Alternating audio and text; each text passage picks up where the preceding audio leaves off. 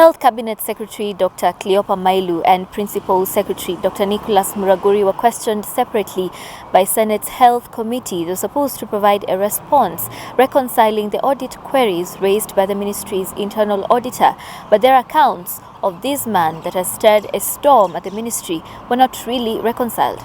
I called my colleague in Treasury to ask why an auditor who came in April is being transferred. And of course, my honored colleague told me he receives a lot of requests, and in this incident, he had received a request from my principal secretary to transfer the auditor. Having no further interest, I let the matter lie. What was going on? Why did you want the auditor removed out of that ministry? An audit process is very important because of what it may create in terms of perception, particularly to our partners. So it's an area of great importance to us as a ministry, because we rely on with a lot of support from both internal and external partners, and some level of assurance is very important. That is why we had asked for a more senior person competent to handle, but I never personally asked for any transfer. That's speculation. Health PS Muraguri had written to the Treasury CS on the 12th of October requesting for another auditor. 19th of October.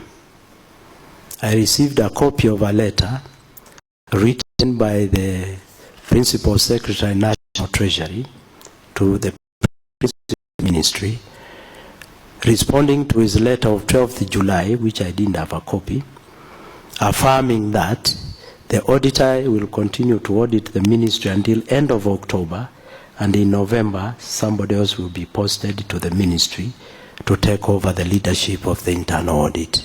The ministry's internal auditor, Muchere, authored the report, flagging curious transactions in which the ministry could have lost more than 5 billion shillings. The ministry says the amount subjected to the audit was much less. That figure has no foundation from where we sit. It was a figure that was propagated by media, on whose basis I don't know, because if you look at all the numbers mentioned in the leaked interim report, it adds up to 3.1 billion. I did instruct the internal auditor to go back to the auditees to get answers, and where possible, seek those answers in writing until he completes his report. If there is nothing to hide, why is it that there is a lot of complaint that it was not yet ready for public consumption? Internal audit has been evolving both in public and private sector to value addition, because the idea of internal audit is to be able to work with the systems to ensure every day our actions and what we do them according to the procedures and the law. Long is gone the days when an auditor was an inspector. The ministry also says the complete audit report will be released on Friday. It is expected to provide concise answers on how, among other things, Estama Limited received 1 billion shillings for the supply of mobile clinics. Each unit costs 10 million shillings. In your view, do they fit the description of a mobile clinic? Mobile clinics is a clinic on wheels.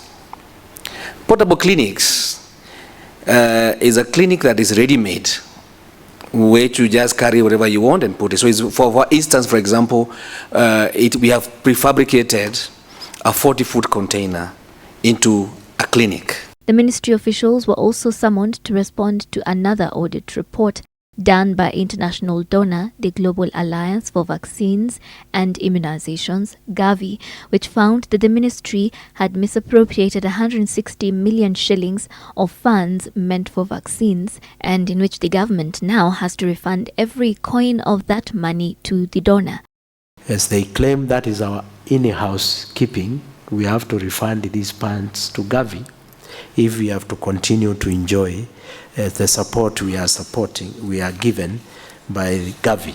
An embezzlement of 18.2 million shillings that is purported to have been misused, or forged payment vouchers, or that kind of thing. We are trying to find out how the vote of AIE, or vote of the National Quality Control, was being used to pay those suppliers, and in what context. So it's a matter we have not dropped the ball. we are looking at. The minister is said to have asked for investigations after he received documents showing how IFMIS was manipulated and payments made for non-existent lab chemicals and reagents. Signatures of the National Quality Control Lab directors are also said to have been forged to okay the payments. The fact is that the vouchers were never paid, that the payment was intercepted. And I did ask for further review of those vouchers. So there was no payment as far as our records are concerned. Sheila, Sendeyo, NTV.